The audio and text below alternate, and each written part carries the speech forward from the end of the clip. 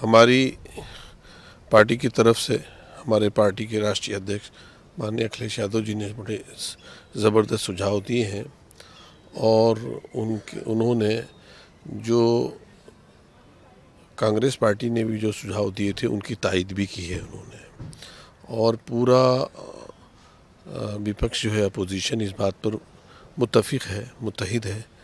कि चुनाव सुधार होने चाहिए और जिस तरह की प्रतिक्रियाएं चल रही हैं उनको बहुत साफ, शफाफ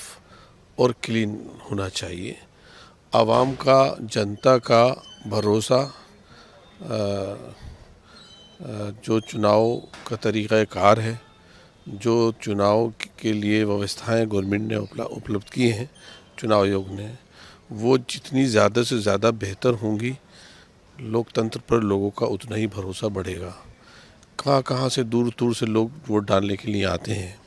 जो अपने रोज़गार के लिए दूर जगह गए हुए होते हैं, लेकिन उनके माता पिता, उनका ख़ानदान अपनी अपनी जगहों पर रहता है।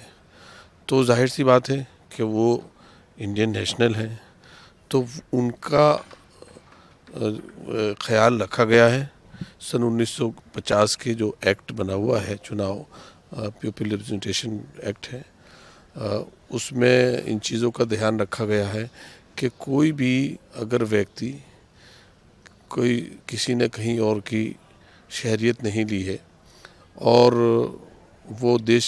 से बाहर है या अपने सूबे से या अपने ज़िले से कहीं बाहर है, तो इसका मतलब ये नहीं है कि वो वहाँ का वोटर नहीं रह गया है।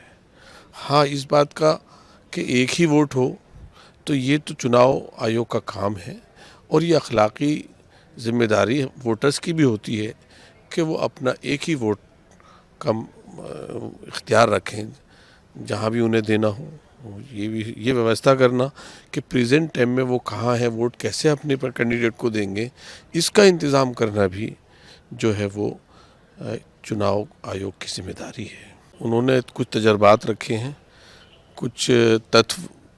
पार्लियामेंट के टेबल पर उन्होंने पेश किए हैं और जाहिर सी बात है तो उन तत्वों को झुटलाना आसान नहीं होता। इससे पहले भी वो आवाज़ उठाते रहे हैं और इसी वजह से आज भी उन्होंने सदन में भी आवाज़ उठाई है और इसी तरह की आवाज़ जो है वो कल्याण बनर्जी साहब जो टीएमसी के लीडर हैं उन्होंने भी उठाई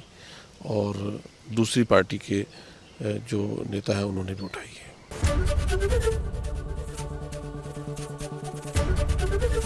एबीपी गंगा, खबर आपकी, जुबान आपकी।